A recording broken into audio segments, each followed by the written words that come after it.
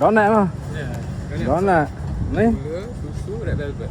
gula. Ni bagi 10. 10. Ini gula. Gula. Hmm. 10 ni susu. Tu susu. Susu bagi 10 je ke? Susu 10. Gula 10. Ada merah ni. Ada. Yang merah dia rasa kek sikit lah. Ada sikit. Niaga di mana ni? Koya. Koya ni ha. Oh. Resipi original ni. Ini resipi original. Oh. Nombor telefon apa ada? Ni ada benda kari pak pula. Kari pak.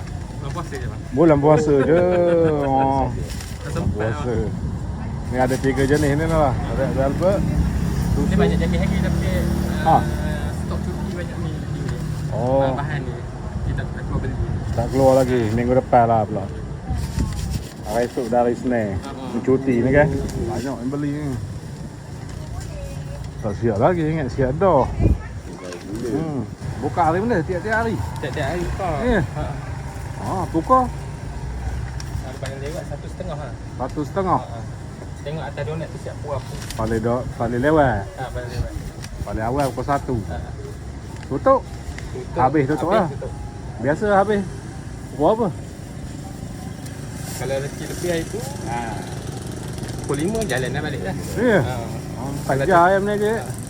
Kalau cuti sekolah, lagi awal lah. Lagi awal lah. Okey. Ni donat padu Koyan. Tini. Ha, Ini donat Koyan. Orang rumah. Oh. Okey.